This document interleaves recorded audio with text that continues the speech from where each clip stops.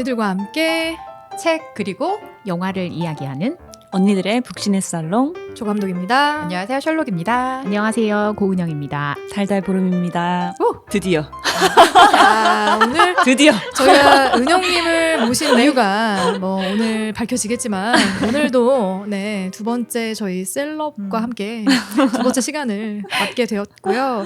제가 원래 첫 방송에서 소개를 하기로 했는데 은영님께서도 팟캐스트를 운영하신다고 해서 네. 제가 제주에서 살고 있잖아요. 네. 제주에 이제 1인 매체 운영하시는 기자님 한 분하고 우리 서로의 소울 그리고 제주도민의 소울, 전 국민의 소울을 한번 위로해보는 네, 토크를 한번 해보자라고 본격 위로와 주접이 함께하는 소울 오름 토크. 소울 오름 토크. 네, 지역색이 팟캐스트를 하고 뚜렷하네요. 있어요. 네, 맞아요. 그 오름 유명하다. 맞습니다. 네.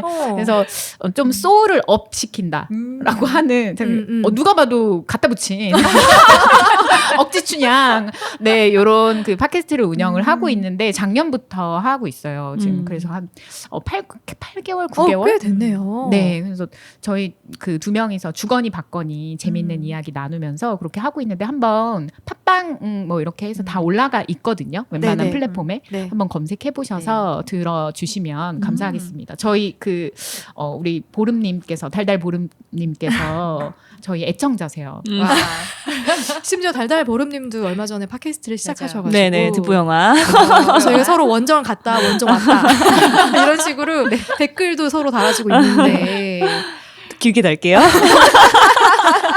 서운하거든요. 짧게 달아주시면 제 거를 이렇게 되게 열심히 청취를 해주셔서 그 뭐 해주셔서라고 하니까 뭐 대가성인 것 같지만 전혀 그렇지 않고요. 저도 이제 듣보 영화의 팬이 되어서 네. 구독 중입니다. 너무 재밌어요. 저도 코요테 어글리 거 듣고 있어요. 최신편. 아, 너무 좋습니다. 저희 우리 팟캐스트 이 세 개의 프로그램이 대박 나는 그날까지 네. 으쌰으쌰해서 우리 제목을 한 번씩 언급을 더 해드릴까요? 네. 네. 소울 오름 토크입니다. 듣보 영화 언니들의 북신의 살롱. 훈훈하다. 네, 너무 좋네요. 품앗이 언니들의 인생책 인생영화 오늘은 은영님의 인생을 다룬 영화죠. 네 진짜 인생 영화. 진짜 인생이야. 제목이 뭐라고요? 청춘 선거입니다. 청춘. 말만 들어도 울렁이네. 울렁이네요. 근데 사실 이 영화를 같이 보자고 했을 때 좀 부끄러우셨을 수도 있을 것 같은데. 저 오늘 못 올 뻔했잖아요. 제가 강력 추천. 이 영화를 하셔야 된다. 아니, 고민을 하셨을 것 같아요. 정말 많이 고민했어요. 사실 이 인생 영화는 사실 따로 있어요. 그 인생에 들어서 뭐 정말 여러 번 보고 아직까지 정말 볼 때마다 다른 가르침을 주는 영화는 좀 몇 가지 따로 있는데 아무래도 여기에 이제 자신 있게 들고 나올 영화는 제가 가장 예뻤을 때가 담겨 있는 그래서 인생 영화입니다. 청춘 선거를 들고 나와야겠다. 보름님께서 계속 틀리죠. 보름쌤. 네, 그냥 편하게. 네, 편하게. 보름쌤께서 계속 이제 강력 추천을 처음부터 엄청 이제 푸시를 하시긴 하셨어요. 어떤 이유에서 푸시를 하셨는지. 조금 있으면 총선이 있지 않습니까? 바로 다음 주네요. 네. 지방선거. 지선. 네, 지방선거. 지선이 있어서 네 이때 시적절하게 우리 젊은 정치인의 패기를 보여줘서 우리 듣고 있는 언니들도 관심을 좀 더 가질 수 있게 해주는 게 좋지 않을까. 맞아. 사실 준비하면서는 생각을 전혀 못하고 있다가 저게 이제 녹음에 들어가니까 네. 오 정말 다음 주가 바로 선거라는 맞아요. 게 네. 이제서야 체감이 되는 거예요. 네, 얼마 안 남았네요. 6월 1일이죠. 그렇죠. 네, 네. 6월 1일이니까 저희 방송 바로 다음 주에 선거가 있거든요. 너무 저희 정말 의도치 적절한. 않은데 어떻게 그렇죠. 이게 민들레 홀씨가 돼요. 의도치 않았는데 오늘 디아스포라. 초록색 옷 초록색이야. 이거 빌리려고. 태그를 엄청나게 달아야겠다. 유입을 확 올려야겠다. 이런 생각을 하고 있는 오늘이고요. 그러면 일단 청춘 선거를 인생 영화로 고르신 이유는 충분히 저희가 들어봤기 때문에 두 분 보름님과 셜록님 이 영화 어떻게 봤는지 각자의 감상부터 이야기를 좀 해볼까요? 저 두 번째 봤어요. 저희 모임에서 이 영화를 선정을 해서 두 번째 했을 때였나요? 네, 그때 이 영화로 같이 토론을 했었는데 다시 보니까 또 그때 못 봤던 디테일들이 보이더라고요. 근데 저는 그때도 느꼈는데 이 영화 보면서 한마디로 저희끼리 항상 얘기했던 게 나 고은영 알아. 고은영 내 친구. 너무 웃기다. 그 뽕이 너무 차올라가지고 그래.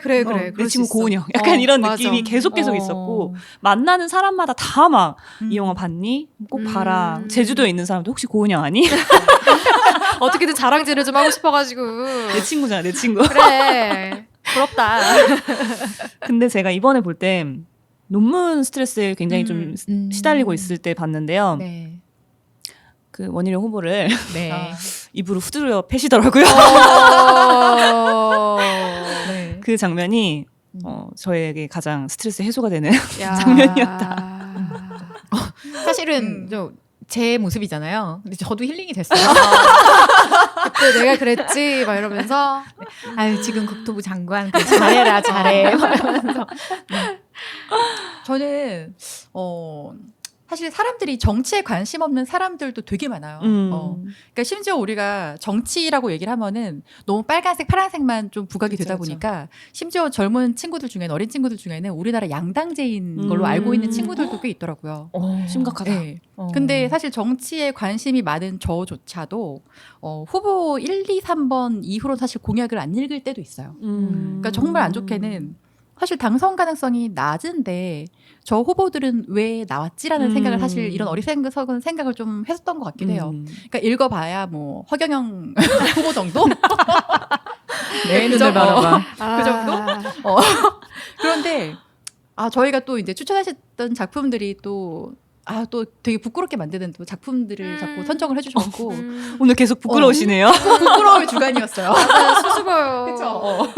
참 그런 게 저도 사실 나름 정치적인 이슈에 관심을 항상 갖고 있고 나름은 사실 되게 나 해박한 지식을 갖고 있어라고 어디 가서 좀 잘난 척 좀 하는 사람인데 뭔가 그래 내가 이런 이 세상이 만들어온 이게 중우 정치의 난 피해자라고 또 변명을 자꾸 하게 되더라고요. 이거 보면서도. 그러니까 저도 이렇게 누군가는 소수나 약자의 편에 서서 좀 그들의 목소리를 대변하고 용기 있게 나서는 사람들이 있는데 또 이런 시도들이 있으니까 사실 저희가 지금 누리고 있는 민주주의도 그렇죠. 건강한 방향으로 가는 거거든요. 근데 나조차도 외면을 하고 있었다라는 게 되게 부끄러워지더라고요. 이거 보면서. 그래서 누군가의 좀 용기 있는 도전을 보면서 조금 부끄러워졌고 또 영화 속에서 다큐 담기고 있는 뭐 소수나 약자의 모습을 나도 좀 이제 좀 돌아봐야겠다라고 하면서 좀 각성도 하게 했던 좀 그런 작품이었어요. 생각을 많이 했어요. 우와. 저 이거 감독님 보고 들으라고 할래요. 진짜요? 제발. 네. 운항희 감독님 남성분인데 출연 되시나요? 네, 좀 고민 좀 해보고요. 저희가 지금 바로 답을 해줄 수가 없을 것 같고. 하지만 전화 통화 정도, 3분 정도 가능하지 않을까. 아무도 허락하지 않았는데 우리끼리. 근데 저도 셜록님하고 비슷하게 소수 정당에 대한 관심이 물론 관심은 있지만 우리가 늘 반복되는 고민이 있잖아요. 내 표가 사표가 되고 맞아요. 말까봐 그게 걱정이 되어서 결국에는 델롬이죠. 뭐. 될 정당에 투표를 참. 한다. 해야 된다라는 마인드가 너무 강하니까 오히려 과거보다 지금이 더 소수정당에게 힘이 실리지 않는 분위기가 형성이 좀 되고 있잖아요. 그래서 그런 부분에 대한 고민을 최근에 깊게 하게 됐는데 마침 그때 또 이 청춘 선거를 보게 되어서 정말 많은 생각을 하게 되고 오늘 많은 질문을 은영님께 드리고 싶다는 생각도 하고 있습니다. 네, 긴장되네요. 저도 네, 그 은영님 만나기 전까지 두 분이랑 정말 똑같은 생각이었거든요. 그렇죠. 네, 근데 은영님 만나고 나서 지금 저희가 한 1년 정도 됐지 않지? 거의 1년 된 것 같아요. 네, 10개월? 네. 네, 넘은 것 같아요. 이 1년 동안 그 정치를 바라보는 시선이 완전히 바뀌어서 맞아요. 심지어 어디까지 갔냐면 정의당도 보수적일 수 있다. 저는 아무 말도 하지 않았습니다. 큰일 나니까 말 조심해야 되니까. 근데 녹색당은 자체적으로 진보 정당이라고 불리는 걸 또 싫어하지 않나요? 저는 사실 저희를 그렇게 부르지 않았어요. 근데 당내에서 뭐 각자 자유로우니까 네. 저희 약간 덴마크 느낌이에요. 음. 그렇게 스스로를 호명하는 데 있어서는 각자의 정체성으로 당 활동을 하기 때문에 그렇게 부르시는 분들이 있고 노동운동 옛날에 쭉 해오셨던 분들 있죠. 네. 그분들은 진보 정당의 노선으로 이해하시는 분들이 많은데 저같이 그냥 약간 자본주의에 갈리다가 정당이 뭐죠? 후원하는 건가? 그래가지고 처음에 들어온 이런 그 약간 그 듣보잡들은 진보 그냥 뭐 시민정당, 대한정당 이런 거 아니야? 뭐 이렇게 하기도 해요. 아마 들으시는 분들은 무슨 얘기하나 그런 생각 하실 수도 있을 것 같은데 일단 아마 이 영화 줄거리에 대한 소개를 하시면서 자연스럽게 이 녹색당에 대한 이야기도 같이 좀 해주시면은 네. 훨씬 더 이해가 빠르지 않을까 싶어서 네. 그 다큐멘터리이기 때문에 그리고 2018년도에 촬영된 다큐멘터리이기 때문에 어떤 무엇을 다뤘고 어느 배경으로 하는지 말씀드리면 그 수월하게 이야기를 네. 들으실 수 있을 것 같아요. 네. 일단 제주에서 제주도지사 사실 대통령보다 더 중요하다는 제주에서는 몰랐어요. 네, 그 섬이기 때문에 네. 여기서 그리고 행정 권한이 다른 도지사들보다 더 많아요. 그렇구나. 특별자치도라서 한 4,000개 정도가 더 많아요. 실제로 권한이 되게 많은데 대통령보다 더 중요한 이 선거에 제주 녹색당이라고 하는 당원이 300명인 네, 이 소수 정당에서 도지사 후보를 내게 됩니다. 공교롭게 저예요. 네. 그래서 저와 동갑내기 친구였던 오수경 그리고 지금은 세상을 떠났지만 네. 이제 트랜스젠더 후보였던 김기홍 후보 이렇게 셋이서 지방선거에 도전하는 이런 이야기들을 담고 있고 큰 틀에서는 어떤 이런 후보들의 성장사도 담고 있고요. 또 한 축으로는 실제 많은 정당들이 그 정치나 선거가 사실 쉬운 게 아니잖아요. 우리의 색깔을 잃지 않으면서도 어떻게 표를 받을 수 있을 것인가에 대한 아주 유치하고 부끄럽고 근데 사실은 현실적이고 그렇지. 네 표를 받아야 되잖아요. 받는 게 중요하잖아요. 네, 사실. 그런 것들 그 지금의 제도권 내에서 정치를 뛰어야 되기 때문에 그러면서 투닥투닥 싸우고 막 서로 실망하고 얼굴 붉히고 이런 것들도 이제 조직적인 이야기, 정치 전략적인 이야기가 또 한 축으로 좀 전개가 되고 또 하나는 이제 제주의 두 번째 공항 관광객을 더 많이 들이겠다라고 하는 제2공항 이슈가 여기서 크게 막 다뤄지는데요. 이건 아직도 끝나지 않았고 그래서 5명의 당시에 제주도지사 후보들이 있습니다. 그래서 무소속 후보였던 이제 원희룡 후보를 네. 포함해서 이 5명 중에 유일한 제2공항 반대 후보로 나서게 되면서 일어나는 많은 해프닝들을 또 담고 있습니다. 그래서 영화는 크게 이렇게 3축 정도로 진행이 되고 영화 내용은 본선 기간 위주로 그러니까 그 사실 6개월 동안 선거를 뛰었는데 마지막 한 달 정도를 좀 담고 있어요. 마지막 한 달. 그렇죠. D-30일부터 시작되더라고요. 네. 되게 네. 극적이지 않아요? 전 맞아요. 드라마 저는 사실은 되게 울컥울컥했어요 중간중간. 그렇죠. 그런 포인트들이 있었어요. 그래서 오늘은 아마 집중적으로 우리 은영님께 질문하는 시간이 될 것 같아요. 준비되셨나요? 막 초반에는 영화 보면서 막 들었던 생각들 이것저것 궁금한 거 막 여쭤보게 될 것 같고요. 저는 사실 가장 먼저 궁금했던 것은 네. 아니 어떻게 녹색당의 네. 도지사 후보로 사실 그 전에 어떤 정치적인 활동을 하신 게 아닐 거잖아요. 전혀 아니죠. 어떻게 그 자리에 들어가게 되신 거예요? 16년부터 계속 정당 활동 중이긴 하였으나 정치인을 꿈꿨던 게 아니에요. 그러니까. 정당 활동하는 사람들은 여러분 우리 주위에 생각보다 많아요. 생각보다 저희 많은데 형부도 네. 그게 어떤 정당이냐만 조금 다를 뿐이지 생각보다 주변에 정당 활동하시는 분들이나 나 사실은 어디 당이야 돈 내고 있어라고 하는 분들은 많은데 그렇게 지내다가 제 친구가 얼마 전에 저한테 그런 얘기 하더라고요. 너 2017년도에 그러니까 2018년도 지방선거 1년 앞두고죠.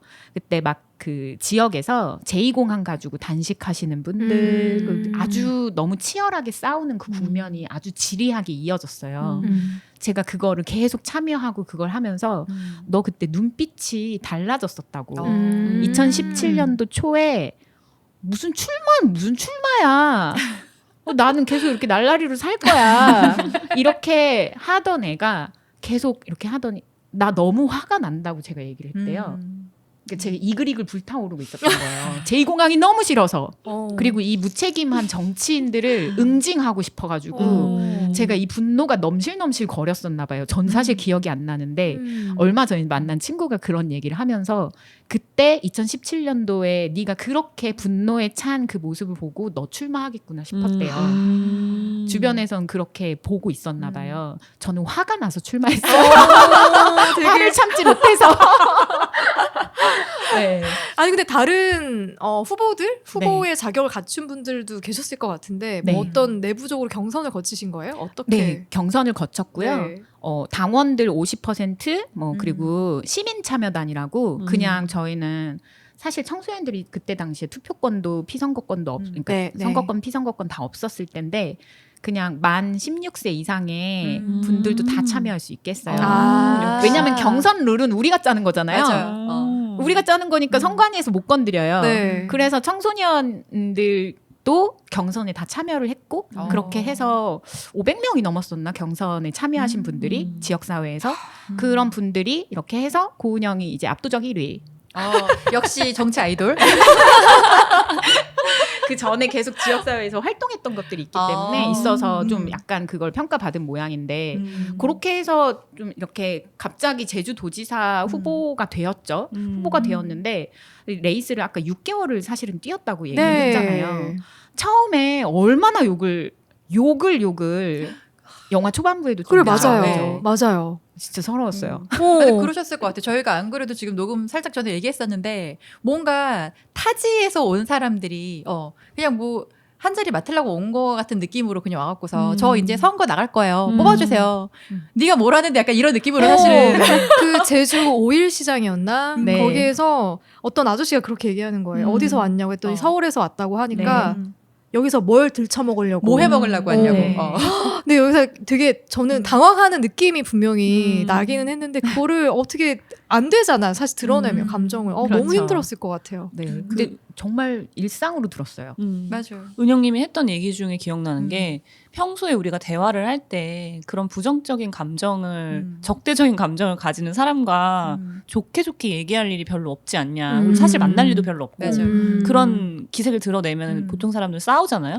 근데 그 사람들과 부드럽게 얘기를 해야 되는 그런 일이 처음이었다고 얘기를 하시더라고요. 근데 진짜 없을 것 같아요. 그런 일 아니면은. 근데 저는 사실 되게 좋았던 게 뭐였냐면은 우리가 32이면 사실 어린 나이에 이걸 도전을 하신 건데 뭔가 저희가 정치인에 가지고 있는 우리가 이미지가 있는데 그걸 흉내내지 않아서 너무 좋았던 것 같아요. 예를 들어서 나는 물론 나이가 어리니까 젊은 정치 하려고 나왔다라는 게 나의 전략이지만 그렇게 상인이 뭐 해먹으려고 왔냐 하는데 사실은 되게 당황하시는 눈빛도 있지만 되게 아무렇지 않게 열심히 하겠다고 또 말할 수 있는 패기도 있어서 그냥 저는 되게 그 나이답게 되게 너무 좋았어요. 제일 기억에 남는 거 정치하기 딱 좋은 나이죠.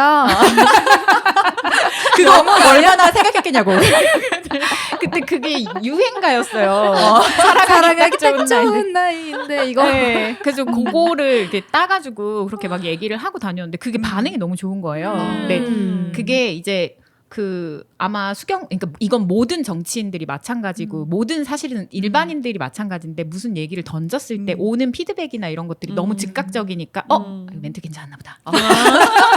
나부터 계속 써먹는 거지. 그럼 이거 어머님들한테 좋네. 이거는 애기들 만났을 때 이거는 좋구나. 이건 청소년 만났을 때 이거 좋구나. 이런 것들이 이제 되면서 후반부에는 그렇게 멘트가 딱딱딱딱 정해지더라고요. 그게 영화에서도 후반부로 갈수록 좀 멘트가 정리되는 것들이 이렇게 좀 보여지죠. 그래서 영화가 뒷부분으로 갈수록 되게 좀 더 멘트가 좀 노련해지세요. 그쵸. 처음에 인터뷰하고 막 그럴 때 앞에 나서서 좀 떨림이 되게 많이 느껴졌는데 근데 사실 저는 그게 되게 좋았어요. 되게 뭔가 정치를 새로 막 시작하는 파릇파릇한 그런 정치인이 나와서 그 설레임이 저도 같이 느껴지니까 되게 좋더라고. 같이 시작하는 것처럼. 손도 떨잖아요. 맞아. 아주 바들바들 떨죠. 그래서 중간에 가다 보면은 차에서 이게 주무시잖아요. 네. 막 떨다가 주무시잖아요. 저 그게 너무 좋았어. 그냥 되게 현실적으로 담겼다고 생각했어요. 너무 영화가 사실 이게 그 다큐멘터리 장르도 좀 여러 가지인 걸로 알고 있는데 약간 페이크 다큐, 재현 네. 서프라이즈 느낌 그 있잖아요. MBC 서프라이즈 이런 것들도 있고 아니면 이렇게 뭔가 기획 다큐 같은 것도 이렇게 있고 한데 이 다큐멘터리를 촬영을 하신 민항기 감독님 그리고 이윤택 촬영 감독님 이 두 분이 그 다이렉트 시네마라고 하는 정말 개입을 하나도 안 하고 그런 거야. 항상 어깨 뒤 한 걸음 뒤엔 그 이렇게 6개월을 옆에 계시니까 나중에는 우리 팀 아무도 신경을 안 쓰는 거예요. 민항기 감독님은 6개월. 어떻게 아시는 사이예요? 그 전에 술 마시고 술 친구. 역시 모든 제가 것은 갑자기 다이렉트 시네마라고 하시니까 네. 저 이 감독님이 연출했던 이전 다큐멘터리를 봤네요. 어떤 보셨을 거예요. 미스터 컴퍼니라는. 네네. 이거 저 극장에서 봤거든요. 네. 근데 이거 진짜 이것도 정말 다큐멘터리인데 영화예요. 네. 드라마 같아요. 그리고 결이 비슷하죠. 느낌이 좀 네. 비슷한 것 같아요. 이 감독님이 좀 어떤 새로운 도전 혹은 뭔가 추구하고자 하는 나아가고 싶어하는 좀 불완전한 청춘들의 균열을 되게 옆에서 지켜보고 싶어하는 심술궂은 감독님이에요. 그리고 그거를 되게 드러내고 싶은 이 전에는 또 소규모 아카시아 밴드에 좀 객원 멤버가 들어오면서 일어나는 그 맞아요. 미묘한 네. 갈등을 이 감수성 높은 밴드에서의 드러나는 그 갈등을 포착을 하려고 하셨고 또 이제 청춘 선거 때는 또 나름의 이 공동체 정치 공동체 안에서의 균열을 다 이제 막 사방팔방 다 공개를 하셨고 그 다음에는 사실 청춘 선거 이후에는 그 노회찬 6411이라는 네. 다큐멘터리 네. 하고 지금 김대중 다큐 하고 계신가요? 네 그래서 저를 기점으로 갑자기 정치. 다큐 감독으로 이렇게 뭔가 선회를 하셨나 제가 막 이러고 놀렸거든요. 의뢰가 들어온 그건 거 아니 아닐까요? 맞아요. 청춘 선거 이후에 이런 작품들을 좀 이렇게 다뤄달라고 의뢰를 받으신대요. 근데 진짜 재밌었던 게 첫 장면에 머리 긴 고은영이 나와서 제주도 돼지고기가 얼마나 맛있는데 녹색당 후보가 그게 몇 년도인 거예요? 그게 감독님 거의 처음 만나고 뭐 이랬을 텐데 15년, 16년 그쯤일 거예요. 그러니까 그럼 그거는 그냥 재미로 찍어둔 영상이었던 거예요? 아니, 여기 감독님이 제주에 왔다 갔다 하면서 제주 노트라고 하는 제주에 일어나고 있는 이주민과 이 토착민 간의 갈등 그리고 강정 해군 기지 같은 지역의 갈등들의 사람들이 또 이걸 어떻게 바라보는지 마주하는지를 다큐멘터리로 한번 해서 그 전주국제영화제에는 출품이 됐었어요. 그래서 그 이후에 두 번째 제주에서의 작품이 청춘 선거였던 거고, 네, 그 이거 이외에도 계속 제주에서 좀 활동을 하고 싶으셔서 지금도 왔다 갔다 계속 하고 계시긴 해요. 근데 이게 선거라는 게 사실은 우리 이게 싸움이나 마찬가지잖아요. 그럼요. 근데 이게 정말 너무 리얼하잖아요. 그래서 저 사실 너무 이거 흥미진진하게 봤어요. 그렇죠. 또 남의 인생 훔쳐보는 게 맞아요. 얼마나 재밌는지 몰라요. 근데 사실 우리가 몰랐던 노력들이 너무 이제 다 보여지다 보니까 저도 사실 너무 가슴이 아파갖고 네. 보다가 중간중간 한 번씩 껐거든요. 너무 이렇게 몰입이 될까 봐서. 네. 저는 도입부에 이런 이야기가 나오는 게 굉장히 좋았는데 청년, 여성, 장애인, 성소수자, 다방주인, 에어컨 수리기사, 학교 선생님, 농민, 어민, 대한민국이 진정한 민주주의 공화국이 되려면 모든 사람이 동등하게 권력의 주체가 되어야 합니다. 라고 하면서 국회의원의 85%가 남성이고 그들 평균 재산이 44억, 맞아요. 깜짝 놀랐어요. 평균 연령이 55.5세. 평범한 삶과 비교했을 때 정말 이들이 평범함을 대표할 수 있는 정치의 어떤 이야기를 펼쳐갈 수 있을 것인가에 대한 물음표를 던지면서 네. 평범하기 때문에 나왔다. 라는 그런 저는 시작이 굉장히 좀 저의 마음을 울리더라고요. 네. 그래서 사실 저는 출마까지 굉장히 어려웠을 거라는 생각도 들고 과정도 굉장히 힘들었을 것 같고 그리고 저는 제가 가장 궁금한 거는 이길 수 없는 싸움이잖아요. 네. 그렇지 않습니까? 그렇죠. 그럼에도 불구하고 시작을 하겠다고 마음 먹고 마지막에 완주까지 한 것. 네. 그것이 저는 그 마음이 너무 궁금해요. 저도 똑같은 질문을 그쵸? 했었어요. 그쵸? 저는 첫 출마인데 그거 아세요? 시도지사들은 그 광역 단체장들 있잖아요. 그 성추행 잘하시는 분들. 갑자기 또 급발진하셨어. 과격 단체장들이 대통령 바로 아래예요. 실제 음. 우리나라에서 연봉이라든지 어. 그리고 갖고 있는 실제 권한, 그 음. 어떤 급수 음. 뭐라고 해야 되나 이런 게 그 바로 아래요. 국회의원들보다 높아요. 그러니까 물론 입법부, 행정부 이거 좀 다르긴 하지만 그럴 정도로 권한이 많고 큰 그라운드인데 그게 저의 첫 출마였단 말이에요. 첫 스타트고 저는 이제 시의원이나 기초의원 이런 것도 아니고 그냥 갑자기 헤비급으로 맞아. 그냥 줄넘기 하다가 헤비급으로 출마한 그러니까. 복싱 선수인 거죠. 그 한 번도 스파링 해본 적도 없고 근데 그래서 가능했었던 것 같아요.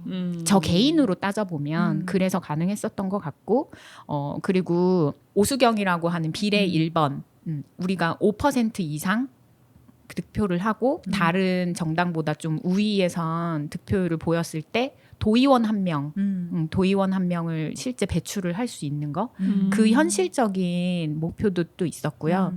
또 한 가지로는 이건 좀 장기적인 싸움인데 이 녹색당이라고 하는 사실 반자본주의에 가까운 이런 사실 이 목소리 자체가 소수의 목소리잖아요.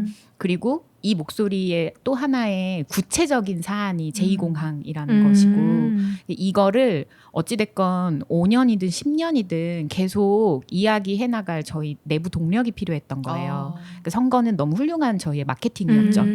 그 싸움을 시작하기 위한. 그 전에는 딱 비례대표들만 내니까 비례대표 한둘이 내서 정말 그 투표용지에 정당 투표용지에 이름 올리는 것 정도로 만족하는 그런 한 8년간의 시간이 있었다면 그 다음 그라운드는 2018년도 선거부터는 우리는 정당이고 계속 난개발 반대부터 어떤 이런 기득권 이런 부분들과 앞으로 이제부터 싸울 거고 라고 하는 그런 마케팅의 시작이었다고 저는 이해해요. 네, 그런 장기적인 관점 이런 것이 있었기 때문에 당연히 안 될 걸 알아도 뭐 이제 시작인데 그리고 그치. 내 개인의 서사에서도 이제 내가 38 그 넷밖에 안 됐는데 라는 그런 생각을 좀 했었어요. 그래서 그 당시에 제가 선거뽕을 맞아가지고 선거뽕을 맞아서 여기 보면은 제가 관사에 들어갈 겁니다. 맞아요. 제주도청 집무실에 들어갈 겁니다. 네. 근데 이거는 제가 강조를 계속 했었거든요. 네. 누가 메시지 정선 이런 게 아니라 제가 계속 얘기를 했는데 왜냐하면 이렇게 해야 실현되는 거를 말의 힘을 저는 알고 있으니까 계속 홍보 마케팅을 20대부터 해왔고 얘기를 해야 그게 사람들이 상상할 수 있거든요. 저는 그 상상을 넓힐 책임이 있는 사람이고 30대 여성 청년이 집무실에 들어간다라고 하는 거 사람들한테 상상할 수 있게 해줘야 되고 지금 못 들어가지만 그래서 저는 선거 끝난 다음에 40대엔 들어갈 거예요. 진짜 이렇게 얘기하고 다녔어요. 그래서 사람들이 고은영 이제 변절했다. 그랬는데 제가- 지금 탈당하셨다고. 어떻게 된 거죠? 제가 너무 이제 권력욕에 눈이 멀어요. 그래서 그 다음에 제가 총선에도 출마를 했어요. 총선에도 출마를 했고 그 총선 과정에서 여러 가지 저희 당내에서의 부침이 사실 총선 전부터 대표들 뒤지게 싸우고 뭐 되게 여러 가지 좀 어려움들이 있었거든요. 그 어려움에도 어찌됐건 포기하지 않고 우리 총선 치러야 된다. 그리고 민주당하고 그 위성정당 논란이 있었어요. 네, 그 맞아요. 자유한국당이랑 네. 지금 이름 국힘 네. 이름을 맨날 바꿔요. 그 국민의힘 국민의힘이랑 그 민주당이랑 위성정당 만들었죠. 하나씩 내서 맞아요. 근데 저희가 그리고 저를 비롯해서 그 많은 사람들이 녹색당이 이번 기회에 민주당이랑 손을 잡고 국회에 진출해야 된다. 어찌됐건 기후위기도 막아야 되고 당 살려야 된다. 당이 꺼져가고 있는 등불이었기 때문에 그렇게 해야 된다라는 그런 생각에 그걸 추진을 했고 근데 제대로 추진했었어야 된다. 할 거면. 근데 여러 가지 당내 절차나 이런 부분들을 되게 미진하게 진행을 했어요. 근데 정당에서 민주주의와 어떤 절차나 이런 것들은 그러니까 정치는 명분이라고 하잖아요. 근데 이런 절차들이나 어떤 명분을 좀 더 명확하게 명료하게 가다듬으면서 가야 되는데 이런 것들을 허투루 한 거죠. 그래서 그거에 대한 책임을 지는 행위가 탈당이기도 했고 그리고 어떤 당적을 계속 가진다는 게 결국엔 정치인의 행보를 씨앗을 가지고 있겠. 민들레 호씨는 난 계속 내가 날개는 계속 달고 있겠어. 지금 여기 잠시 앉아 있지만 뭐 이런 뜻이잖아요. 네. 그래서 그냥 어찌됐건 정치인의 행보를 마감하는 이런 결정들 그리고 이런 거를 명확하게 해야겠다라는 생각에 탈당까지 하고 바로 회원이 됐죠. 그러면 정치 이제 인생을 접으신 겁니까? 너무 빨리 적었죠. 근데. 그렇습니까? 마흔에 들어가려고 그랬는데 혹시 모르죠 뭐. 진짜 나는 나중에 제대로 돼가지고 후원해 줄 줄 알고 나 지금 약간 기대하고 있었는데. 아니 근데 아까 친구분의 말씀을 들어보니까 뭔가 너의 눈빛이 달랐다. 너의 분노가 느껴졌다. 근데 그런 불꽃은 사그러들지 않아요. 다시 불꽃은 언젠가 타오릅니다. 그쵸. 맞아. 또 색깔을 바꿔서. 맞아요. 매력적인 시대. 그리고 다르지 않아요? 저는 은영님을 제주도에 계시니까 온라인으로 모임하면서 항상 만났기 때문에 실물을 처음 그 왕십리 쪽에서 뵀었던 것 같은데 만났는데 그 아우라가 다른 게 느껴지더라고요. 그래서 정치하는 사람들은 좀 이런 기가 있구나. 그리고 뭔가 되게 속으로 어떤 색을 숨기고 계실까요? 되게 화이트한 느낌이. 그쵸? 옷도 화이트시고. 그림 해야 되는데 지금 우리 셜록님이 그림 하시고 팟캐를 듣다가 영상을 보시는 분들은 제가 아마 아니 지금 오늘 보호색으로 이렇게 보호색으로. 지금 준비해 오셔가지고. 근데 저는 재밌는 게 이 영화를 보면서 지지율이 계속 올라가는 맞아요. 거예요. 그러니까 처음에는 그러니까 D-30일, 14일, 7일 이렇게 시간이 가면서 1%도 안 나오던 지지율이 3%가 넘어가고 5%가 넘어가고 그러니까 이런 변화들을 저도 보니까 이거 뭐야 다큐멘터리 맞아? 사실 뭐 영화 같은데 이런 느낌이 들 정도로 그렇게 변해가는 과정을 경험하시다 보니까 그 안에서의 어떤 분위기나 이런 것들도 확확 바뀌었을 것 같거든요. 네 맞아요. 사람들이 다 막판에 눈이 뒤집혔죠. 그렇구나. 기대를 전혀 안 했나요? 그러니까 그렇게까지 사실 첫 데뷔였고, 그러니까 이 데뷔라는 건 개인으로도 그렇지만 후보들 3명 다 첫 출마였는데 조직적으로도 사람들이 녹색당이 뭔지도 몰랐던 토양에서 사실 녹색당이 알려지지 않은 정당 중엔 제일 유명해요.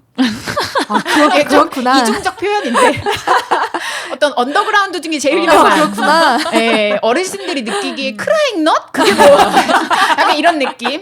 그래서 그런 느낌으로 녹색당이 늘 유명했지만 메이저로 이제 할아버지 할머니들도 알 수 있는 이런 그치. 정당으로 첫 데뷔였기 때문에 이름만 알려도 사실은 너무 소중한 기회였을 거예요. 근데 그렇게 정말 거짓말처럼 그 지지도가 인지도 지지도가 확 하고 올라가는데 그게 TV 토론회 때문이었어요. TV에서 그 영화에서도 실제 KBS 장면이나 뭐 토론회 나가게 됐어요? 뭐 이런 게 나오는데 사실은 선관위 기준으로 저는 선관위 초청 토론회는 초청을 못 받았어요. 4명이서만 했고 그 기준이 나름 있거든요. 그 국회의원이 있는 정당, 한 명이라도 있는 정당 혹은 지지도가 뭐 5%인가 이상 나온 후보 이런 후보들만 TV 토론에 나갈 수 있어요. 그러니까 다른 후보들은 알릴 수 있는 기회조차 없고 국민들은 알 권리를 침해당하고 있는 거다. 뭐 이렇게 해서 저희 막 투쟁도 하고 뭐 이렇게 했는데 그 과정에서 어찌됐건 5번의 그 제주도에서는 이게 대선급의 선거다 보니까 굉장히 TV 토론의 시청률이 되게 좋아요. 정말 젊은 사람들도 많이 보고 그렇구나. 그거 할 때는 온갖 가게에서 그냥 그 채널을 다 보고 있다고 생각하시면 돼요. 어딜 들어가든 거기서 어쨌든 5번 중에 선관위 초청 1번 빼고 4번의 그 방송국을 4개의 지역 방송 다 간 거예요. 초대를 받아서 이야기를 했는데 토론에 나갈 때마다 지지도가 올라갔어요. 근데 다른 후보들은 토론회 물론 준비 열심히 하셨겠지만 어디 이렇게 유세 돌고 악수하고 뭐 이렇게 가고 하는데 저는 토론회 전날부터 모든 스케줄을 다 빼고 그 저녁이라고 하면 그 거의 통으로 이틀 그 되게 귀한 시간이거든요. 사실 진짜 막 수천 명 만날 수 있는 시간인데 그거 빼서 팀 꾸려가지고 계속 토론회 준비를 하는 거예요. 근데 보름쌤 아시겠지만 제가 좀 되게 산만해요.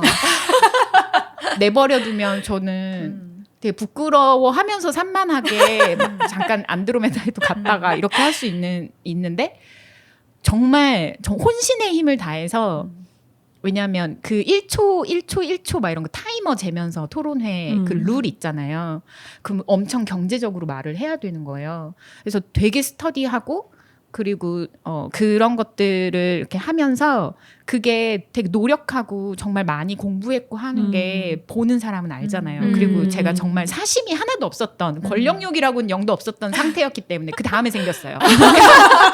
그러니까 그것도 드러나잖아요. 제가 진짜로 제2공항은 제가 진짜 싫어서 나왔구나. 맞아. 쟤는 진짜 원희룡 싫어하는구나. 쟤는 이제 정말로 좀 다른 거를 얘기를 하는구나가 보였다고 늘 하시더라고요. 그래서 그런 것들이 이제 TV 토론회를 할 때마다 계속 지지도가 1%, 2%씩 계속 오르는 거예요.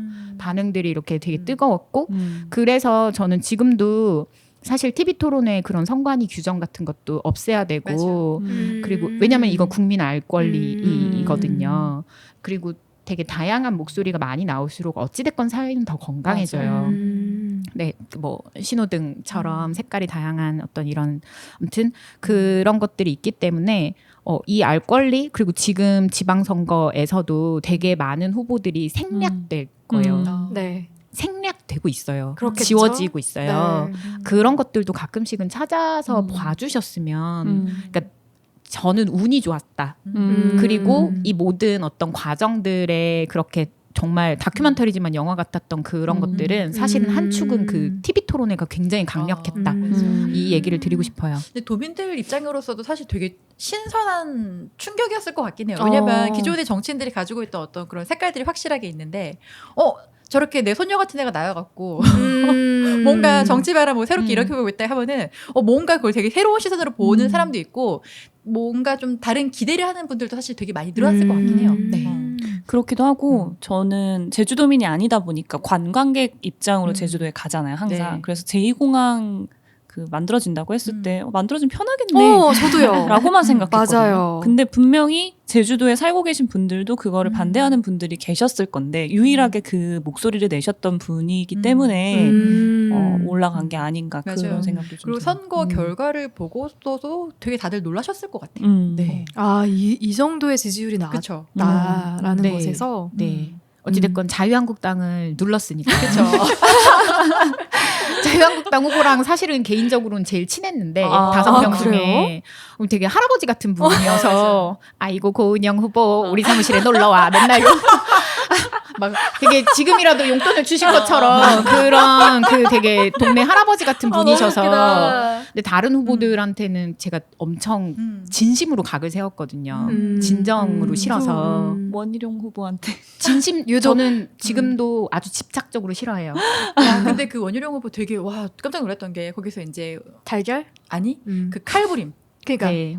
달걀 던지고 막 칼부림 불고 할 때 꿈쩍도 않고 앉아 있더라고 거기서. 그래서 저분 뭐지? 그 분위기 어땠어요 현장에서? 병원 이러고 현장은 대충격 그리고 그게 이제 이 사건에 대해서 잠깐 설명해 주시면 좋을 것 같아요. 네네 이제 언뜻 보도가 기억이 나는 분들도 있긴 할 텐데 지역에 방송국은 아니고 지역에서 제일 큰 온라인 매체, 온라인 매체에서 초청 토론회를 했어요. 근데 제2공항 원포인트 토론회를 했는데 5명의 후보 이제 거의 다 끝난 다음에 제 마지막 마무리 발언이 끝나자마자 맨 앞에 있던 관객 중에, 그러니까 유권자 중에 한 분이 일어나서 무대로 난입을 하여 원희룡 당시 후보에게 계란을 투척을 합니다. 근데 맞지는 않았어요. 뒤에 계란 벽에 맞았어요. 네네네. 이게 빗나갔는데 아무튼 그래도 굉장히 폭력적인 어떤 이런 상황이었고 그게 이제 제지당해서 끌려가는 와중에 품 안에 있던 흉기를 가지고 자해를 하셨어요.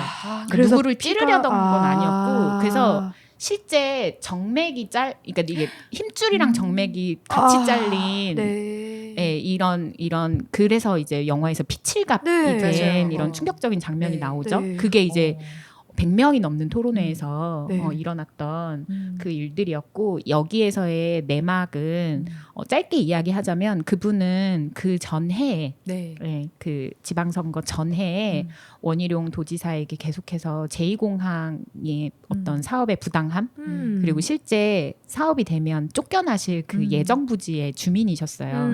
어머니를 거기서 모시고 사는 분이셨는데 이것에 대한 부당함을 알리고 투쟁하고 단식 투쟁까지 하다가 좀 이런 좀 어려움을 겪으셨던 이런 분이 화를 또 참지 못하고 그런 일을 한 거였고 그래서 저희 캠프 그리고 저는 현장에서 정말 기억이 잘 안 나요 아직도 패닉에 빠지죠 저희는 표정이 그 보여요. 표정. 맞아요. 그쵸. 패닉에 빠져 있는 그 표정. 네 그런 표정이더라고요. 네. 그래서 내가 패닉이면 저 표정이구나. 진짜 깜짝 놀라서 정신이 네. 완전 빠져 맞아요. 있는. 네. 근데 그럴 만큼 저는 이제 그 감독님이 그 장면을 굳이 이렇게 넣은 이유가 있다고 생각해요. 사실 우리 조직, 그러니까 굉장히 내밀한 얘기가 아니지만 이 제2공항이라고 하는 것이 얼마나 지역에서 이렇게까지 첨예한 이야기인가, 어디까지 이제 다다른 아주 이제 갈등이 치다를 대로 치다른 뜨거운 감자인가를 그 장면으로 좀 말씀하고 싶었던 것이 아닐까. 초반부에 맞아요. 나오잖아요. 네. 그 생각이 좀 들어요. 그리고 그분이 하필이면 또 녹색 당원이셔서 괜히 또 직전까지. 음. 네. 긴장감이 더 고조가 됐을 것 같아요. 그 약간 예민해지셔가지고 맞아요. 이거 안 찍었으면 좋겠다. 맞아요. 그 카메라 내쫓으려고 했다 실패한. 어떻게 알력 싸움에서 조용히 그냥 있으시더라고요. 사실 그걸 촬영한 사람이 제 친구예요. 제 절친 ENFP가 가라고 제가 눈빛으로 막 이렇게 쏘고 막 했는데 굴하지 않고 옆에서 다 찍고 있더라고요. 그거는 정말 대단하다. 그러니까 맞아요. 그런 장면이 남아 있었지. 아니었으면 네. 또 툭 끊겼을 거 아니에요. 네. 저희가 또 보다 보면은 긴장감이 고조가 되는 어떤 씬들이 굉장히 많아요. 많아요. 근데 또 언급을 안 할 수가 없는 게 지금 작년에 또 고인이 되신 김규용님. 씨. 네. 네. 근데 이분이 말씀을 하시죠. 다 같이 모여갖고 이제 아무래도 지지율이 계속 올라가니까 다 이제 좀만 힘내면은 들어갈 수 있다. 원내 진입이 가능하다. 막 이런 분위기 고조됐는데 거기서 김규용님이 나는 우리 안에서 괴물을 봤다라는 식으로 되게 사실 저는 이거 되게 감정적인 발언이라고 사실 봤거든요. 했는데 각자 그거에 대해서 돌아가면서 멘트들을 해주시잖아요. 저 여기 완전 드라마. 맞아. 완전 드라마. 맞아. 어떻게 이렇게까지 고생한 우리에게 괴물이라는 표현을 할 수 그치. 있느냐. 네, 네, 이 네. 말을 하는 본인이 그 말에 대한 책임을 져야 될 거라고. 그런 얘기를 하고 네. 그래도 저는 참 신기했던 게 언성이 높아지지 않고요. 맞아요. 계속해서 토론을 하는 거예요. 그거는 카메라 때문이었을까요? 저는 되게 처음 궁금했는데 아니 왜냐하면 저는 사실 궁금했던 게 이게 아무래도 나는 사실은 뭐 당선이 될 거다라는 사실 생각을 갖고 나간 건 아니라고 생각을 해요. 근데 아무래도 이게 내가 소수로 나갔지만 내가 어떤 주류로 편입되려는 게 보이면은 사실 나도 변질되거든요. 근데 변했다고 느꼈던 순간이 없으세요? 이 선거를 준비하셨을 때? 우리 당의 어떤 초심이 어느 네. 순간 아니면은 변했다. 나 고은영 개인으로서 왜냐면 이건 사실 이 당을 대표해서 나간 거지만 나 개인의 일이기도 하잖아요. 네. 처음엔 이런 마음이었는데 그치? 하다 보니까 갑자기 뭔가 우리가 목표하는 방향으로 가기 위해선 그치? 이것들은 사실 조금 수그리고 가야 돼 하는 뭐 그런 것들 그런 네. 변화들 이제 아까 영화의 관전 포인트 중에 뭐 네. 이런 축이 있다라고 말씀드린 것 중에 이제 정치 전략 같은 것들이 이제 말씀드렸잖아요. 그러니까 그런 거예요. 우리가 소수 정당이고 어떤 그런 좀 우리의 가치를 내세우면서 표를 발휘하지 네거티브 우리는 하지 말고 어떤 이런 것들부터 그리고 학연, 지연, 혈연 이런 것들의 얼매여서 무조건적으로 표를 나에게 달라라고 그렇게 요청하는 그런 선거도 하지 말자. 왜냐면 그게 이제 변질되는 정치의 아주 그 노선이니까요. 그러니까 그렇게 지금의 정치가 형성되어 왔고, 그러니까 그런 것들을 하지 말자라고 하는 원칙까지는 아니지만 암묵적 합의 같은 것이 있는 거죠. 저희 내부에. 근데 그런 것들을 현장에서는 저 누구 딸이에요가 되는 거죠. 맞아. 네. 근데 이런 것들을 우리 스스로 사실은 어느 순간 용인을 하고 있는 거죠. 그리고 저는 그 그냥 학연, 지연, 혈연이 무조건 그러면 안 되냐, 그걸 내세우면 안 되냐. 에 사실은 전 동의를 하지도 않았고요. 그러니까 접점으로서 활용을 할 수는 있다. 내가 어디 졸업생인데 나는 이런 정책을 가지고 있어. 이런 전문성을 가지고 있어. 나한테 투표해. 나한테 투자해라고 요구할 수는 전 있다고 생각해요. 맞아요. 접점을 만들 수는 있다. 그런 걸로 이렇게 개인적인 생각을 하는데 근데 이런 어떤 이런 좀 정당 내부에서 사실은 10년, 20년 내에는 절대 해결 안 될 이런 부분들이 그 안에서 계속해서 토론으로 그리고 현장에서의 그런 부딪힘으로 계속 나오죠. 이게 영화 끝까지 사실 해결되는 건 없잖아요. 맞아. 네, 그리고 그 기홍이 우리가 괴물 같았다라고 이야기한 것은 굳이 자유한국당이 나쁘기 때문에 우리를 뽑아라가 아니라 녹색당의 가치가 훌륭하기 때문에 이걸 내세우면서 우리를 뽑으라고 해야지 왜 우리가 저들처럼 구느냐. 그러니까 그 니체가 남긴 유명한 얘기 중에 괴물의 심연을 오랫동안 바라보고 있으면 괴물이 닮아간다. 뭐 이런 얘기가 있어요. 그런 얘기를 사실은 하고 싶었던 거라고 저는 당시에는 제 표정이 나오는데 맞아. 무슨 소리를 야 성가 다 잘 끝내놓고 마지막 날 너 뭐 무슨 소리 하는 거야 이 맞아 그런 야, 표정이었어. 카메라 꺼지면 얘기하자. 근데 당시에는 진짜 무슨 말인지 몰랐는데 영화를 보다가 사실은 하고 싶은 얘기는 그런 굉장히 근본적인 얘기였구나. 그리고 그런 식으로 유럽이나 이런 독일이나 이런 곳에서는 선거 제도가 실제 그래요. 네. 승자 독식 뭐 1등 뭐 이렇게 해서 패배자가 있는 선거가 아니라 그냥 정당 득표율만큼 나눠서 의석을 가져요. 되게 심플해요. 근데 우리는 그런 제도가 아니기 때문에 어떤 이런 것들이 비현실적이라고 호도가 되는 거죠. 선거에서도 너무 경쟁적이야. 그쵸. 그러니까 선거마저 싸워야 너무 되는 거야. 한국인이야. 그치, 맞아. 한국인이야 1등 해야 돼. 맞아. 네. 그 안에서 어찌됐건 그 안에서 계속 그런 현실적인 1등을 해야 되니까 네. 표를 받아야 되니까 누군가를 이겨야 되니까 혈연, 지연, 학연 묻지도 따지지도 않고 이런 마케팅을 활용을 하게 되고 그런 좀 현실적인 어떤 이런 부딪힘 같은 것들이 나오죠. 그런 부분들도 그러니까 영화를 보시다 보면 저거 되게 현실적인 맞아요. 고민이다. 그리고 저거 해결되진 않겠다. 그 어느 지역이든 그런 부분들을 좀 보실 수 있을 것 같고요. 저는 되게 이 자리를 빌어서 저의 자매들에게 자매들? 감사하다고 말씀을 드리고 싶은 게 어디 생각해보니까 어디 매체에서 얘기를 못했는데 사실 정당에서도 지사급을 내보낸 게 처음이어서 어떤 걸 준비해야 되는지 모르고 저도 모르고 아무도 모르고 그래서 제가 이제 연극이나 영화를 전공을 했던 그 주변의 친구들이 초록색 운동화를 사시너 너한텐 뭐가 어울려 너 제가 좀 보면 영화에서 그래서 이런 말투들이 되게 많아요. 그러니까 애기 말투 엄마 있잖아 그게 이제 늘 남아 있는데 그거를 정말 꼴 보기 싫으니까 이거 바꿔야 된다. 절대 방송에서 그러면 당신은 어리다는 프레임에서 빠져나오지 못한다. 그래서 제 목소리 톤에 적합한 아나운서 클립 같은 거 따라하라고 보내주고 전 따라하고 그러니까 이런 것들을 코칭을 다 제 주변인들이 제 자매들이 해주셨어요. 보통은 전문가가 한 명 붙어가지고 그쵸. 이미지 트레이너. 맞아요. 네, 근데 그런 것들을 또 옆에서 많이 챙겨줬고 또 그런 것들을 좀 하다 보니까 나름대로의 트레이드 마크가 생기고 말 잘해 뭐 이런 얘기들을 받게 되고 고은영이 언론홍보학과 출신이다. 지역에서 전혀 아니거든요. 근데 아나운서처럼 당시에 말을 하려고 너무 노력을 했었어가지고 그런 얘기들도 돌고 뭐 이렇게 해서 그런 모든 어떤 무드들이 결국에는 기세로 나와서 선거는 기세라고 전 맨날 얘기를 하는데 그게 지지도를 좀 높이는 그런 효과들도 좀 있었던 것 같아요. 근데 또 아쉬운 것들도 좀 많았을 것 같긴 해요. 왜냐면 결과에 대한 얘기를 안 할 수가 없잖아요, 우리가. 네.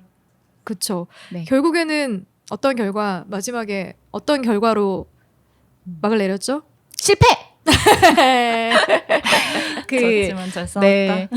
저도 그렇고 녹색당도 그렇고 유례 없이 그리고 전국에서 가장 높은 녹색당 중에서도 네. 전국에서 가장 높은 이런 득표를 기록을 해서 등장은 잘했죠. 맞아요. 자, 의회의 선전. 네, 의회 선전. 그래서 그 어떤 그 향후를 담보한다라는 관점으로 봤을 때 녹색당이 선거 제일 잘 치렀다. 당시에 그런 얘기들도 되게 많이 들었어요. 그리고 지역에서 그 이후에 방송을 1년 반을 계속 KBS 그 어르신들 틀어놓고 그 채널 고정 그 채널에서 일주일에 한 번씩 어찌됐건 얼굴 보여지는 사람이었고 계속 이렇게 좀 플레이어로 활동을 했었는데 그럴 수 있었던 모든 것들이 사실 아주 이 승자독식 1등 빼고는 다지는 이 선거에서는 그냥 정말 그냥 실패죠. 실패인데 사실은 이 향후에 어떤 우리의 몫을 담보하는 데 있어서 그리고 난개발 싫어하는 사람들도 많아요. 그냥 지금의 삶을 유지하고 행복하게 사는데 방점을 둔 사람들도 많습니다라고 하는 그 목소리를 만들어내기 시작한 거, 그 동력을 만들어낸 걸로는 100% 만족이었죠. 150%. 지난주에 나의 덴마크 선생님에서 텃밭 얘기를 좀 중점적으로 했잖아요. 네. 저는 이 영화 자체가 씨앗을 심은 과정이라고 생각해요. 어머. 아니 그리고 영화 속에서 지지자 분 중에 한 분이었던 것 같은데 되게 젊은 분이었는데 지나가면서 은영님한테 저는 난개발이 제일 좋았어요 뻗습니다. 하고 맞아. 지나가는 거예요. 그러니까 정책을 본다는 거지. 네. 그래서 맞아요. 자기가 추구한 어떤 지향하는 바와 맞아 떨어지는 정당을 지지하는 젊은이들이 늘어나고 있다는 것도 굉장히 고무적인 그런 과정들이 영화에 잘 담겨서 좋더라고요. 맞아요. 네. 근데 사실 저희가 지금 어떤 정치색을 막 가지고 있는 사람들은 아니어서 전체의 공약을 살펴보진 않지만 사실 내가 어느 날 문득 나 이런 게 너무 불편하다, 나 이런 거 좀 아닌 것 같다라고 생각하는 게 있었는데 나의 마음을 대변해주는 약간 그런 그게 소수를 대변하는 사람이어도 그런 후보가 나와주면은 저는 사실은 정말 가감없이 밀을 것 같아요. 네. 맞아요. 그리고 이게 사실 영화랑 관계 없는 건데 그 제가 서귀포에 2년을 살았었어요. 제주도 이주한 다음에 바로 2년을 살고 지금은 제주 시내 근처에서 사는데 그 서귀포시가 인구가 그 중심부에 10만 정도 되는 소도시예요. 굉장히 소도시인데 거기에 이제 해군 기지가 네. 10년 전쯤에 이제 들어왔죠. 아주 이제 큰 갈등을 일으키면서 들어왔는데 저는 제가 본 거라서 확실히 말씀드릴 수 있는데 서귀포 정말 애들 통학길에 아가씨 100명 대기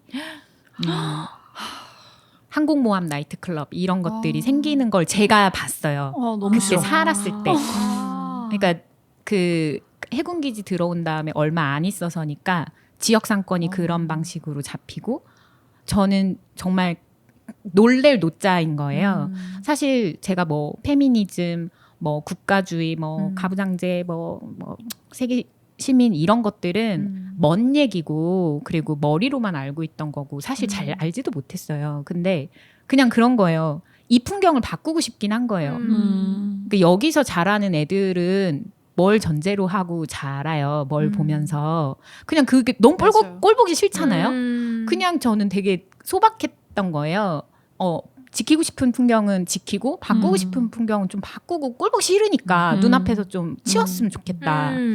근데 그게 근본적인 질문까지 가게 되는 거죠. 그렇게 해서 정당 활동을 시작하게 된 거고 서귀포 살 때 시작하게 된 거고 그렇게 해서 출마까지 이어지게 된 거고 저는 그래서 이걸 들으시는 분들이 사실 정치가 그렇게 뭔가 막 많이 공부를 해야 되거나 엄청난 진정성이 있어서 막 내가 너무 천사라서 세상을 바꿔야 되고 막 구원해야 되고 막 메시아 컴플렉스 시달리고 안 그러셔도 바꾸고 싶은 풍경이 있으면 정치로 그냥 바꾸면 되는 거거든요. 그리고 그게 동일한 생각을 가지신 분들과 모임을 통해서 넓히시면 되는 거고 저도 사실 계기가 너무 그냥 화가 나서 풍경이 꼴 보기 싫어서 인 거니까 그런 거를 생각을 해주셨으면 좋겠어요. 대단한 건 아니었던 것 같아요. 근데 이 기분이 뭔지 알 것 같은 게 저희 시댁이 울진이거든요. 네. 거기는 아직 관광객이 그렇게 발길이 많은 곳이 아니에요. 어느 순간 바다뷰 앞에 아무것도 없었는데 바다밖에 안 보였는데 카페랑 뭐 숙박 시설이 엄청나게 막 들어오기 시작하는데 내 눈이 약간 침해당하는 느낌.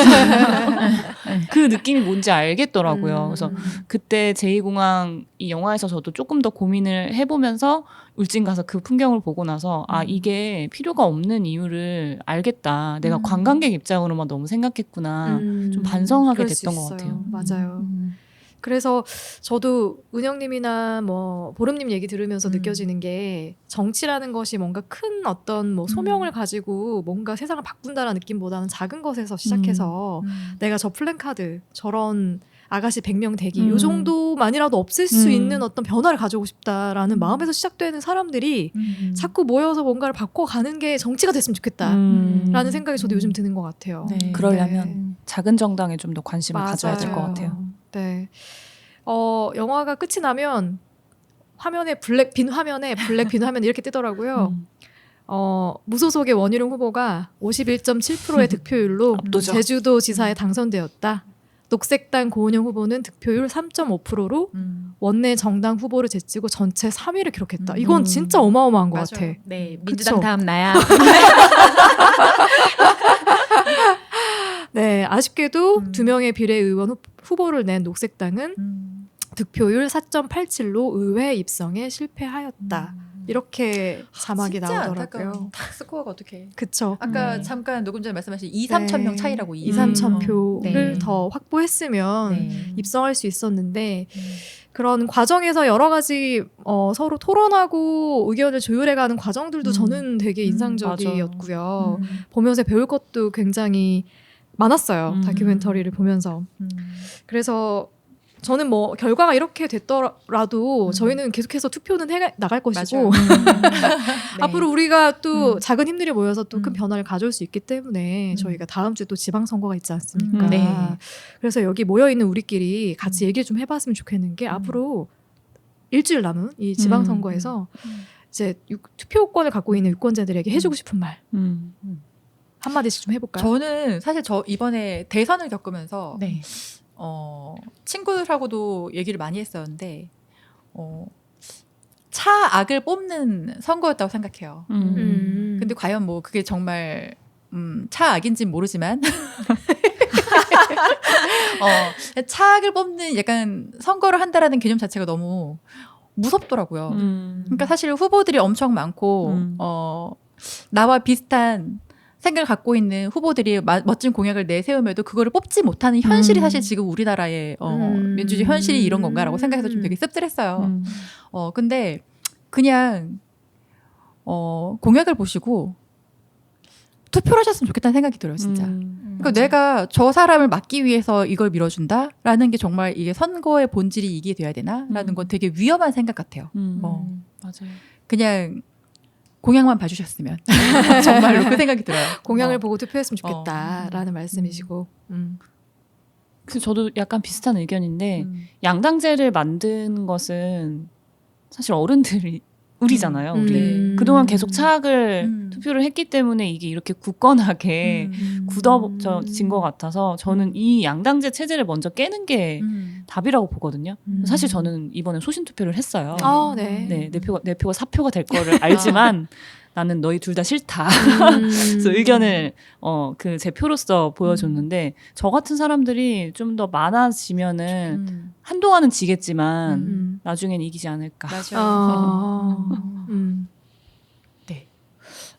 저는 지금 뭔가 힘든 일이 있으시다면 뭔가 갑자기?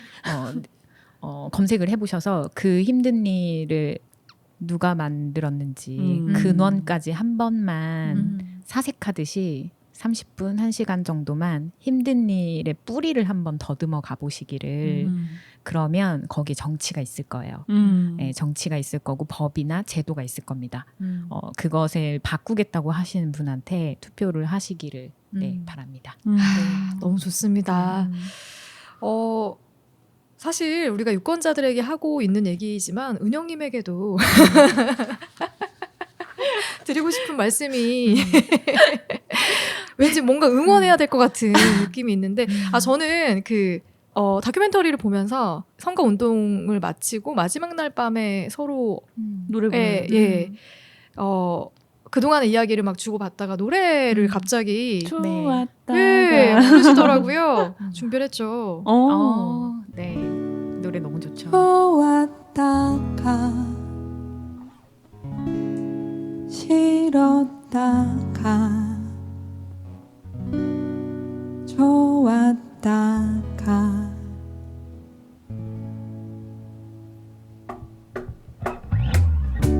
이 노래가 나오면서 갑자기 눈물바다가 된 거예요. 네.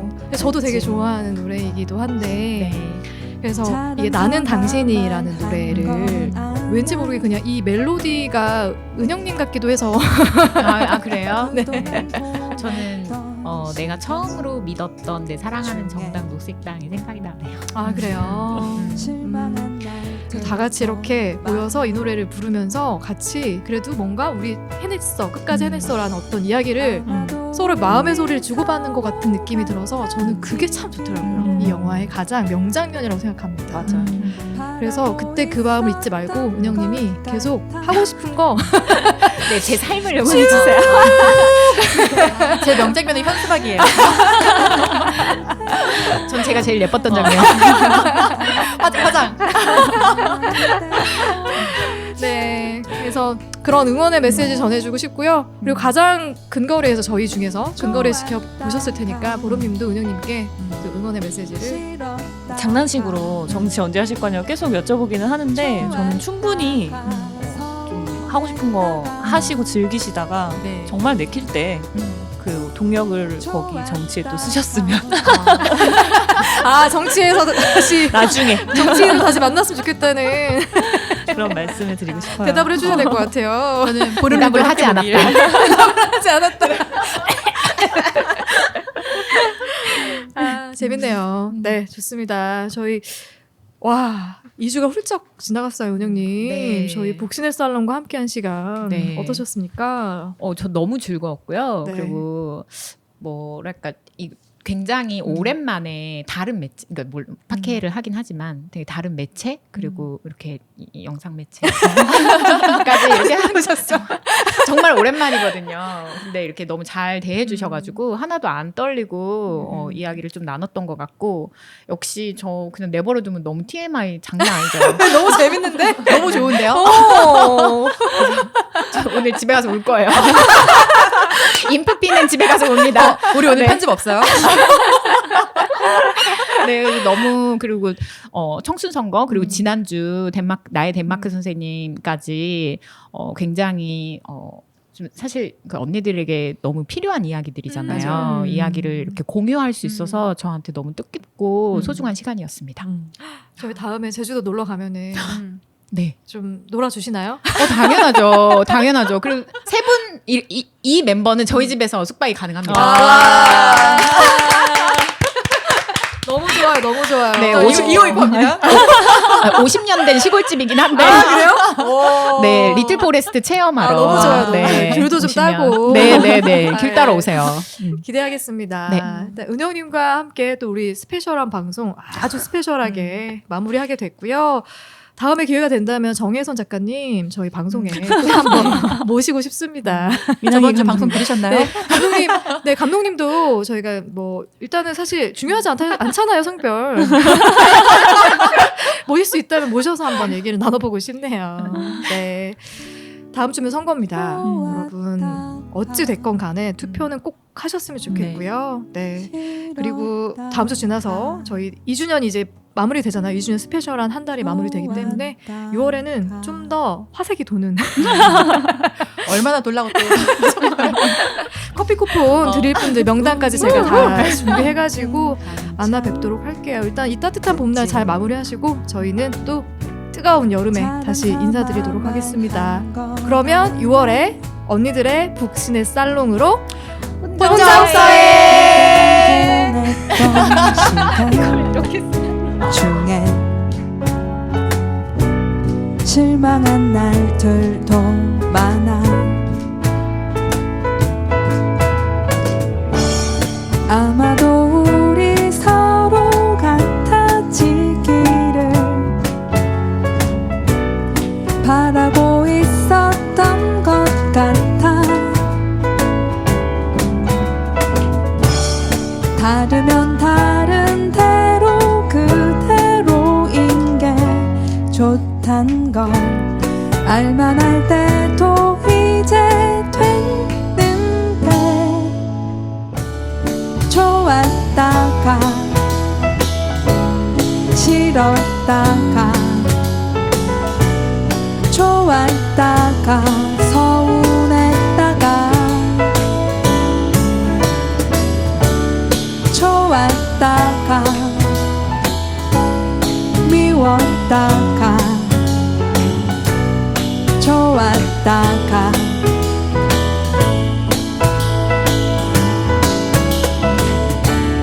좋았다가 싫었다가 좋았다가 서운했다가 좋았다가 미웠다가 좋았다가 더 좋았다가